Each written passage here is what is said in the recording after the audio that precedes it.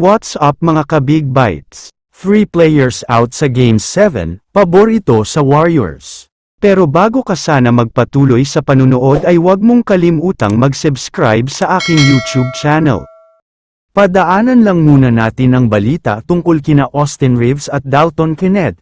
Ayon kasi sa mga trending na post sa social media ay mukhang nalalapit na talaga ang pag-trade sa kanila. Lalo pat biglang tahimik sila sa naging serye kontra sa Wolves.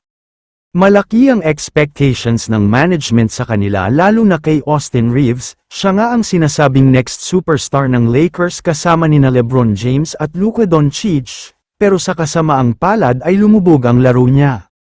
Ayon naman kay Reeves, alam daw niya na galit at inis na inis ang mga fans sa kanya. Pero sana daw ay bigyan pa siya ng pagkakataon para patunayan ang sarili niya.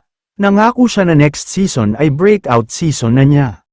Samantala, lumipat na tayo ngayon sa laban na pinakahinihintay ng lahat ng mga fans. Ito nga ay ang do or die, win or go home Game 7 ng Golden State Warriors at Houston Rockets.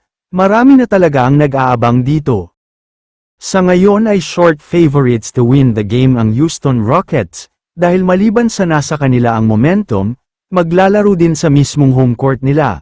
Kaya hindi na nakakagulat kung bakit sila ang nakikitang mananalo dito. Pero mukhang magkakaroon ng chance ang Warriors dito, dahil may mga sinasabing bad news para sa Rockets. Unahin na natin ang balita tungkol kay Alperen Sengun. May mga nagsasabing suspended na daw siya next game. Ito nga ay matapos ang flagrant foul penalty 1 niya kontra kay Jimmy Butler noong Game 6. Hindi nga natuwa ang NBA dito ay posibleng maging upgraded sa flagrant foul penalty 2, kaya posibleng mawala siya sa Game 7. Isa pang bad news ay itong si Dillon Brooks, nalalagay din sa alanganin ang paglalaro niya sa Game 7, dahil ayon sa mga source ay nakita ng NBA na may mga dirty plays daw siya, kaya posibleng suspension ang makukuha niya.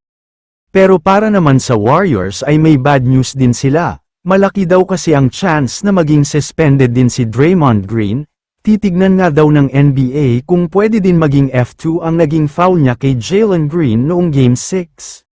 Pero overall, kung mawawala ang dalawang superstars ng Rockets at isa naman para sa Warriors, pabor na pabor talaga ito sa GSW dahil bawas sakit sa ulo sina Dillon Brooks at Sengun, kaya mukhang sure win na talaga sila dito.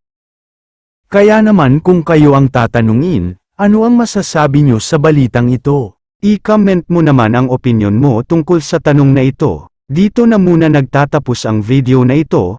Maraming salamat sa panunood mga ka-Big Bites. God bless sa inyong lahat.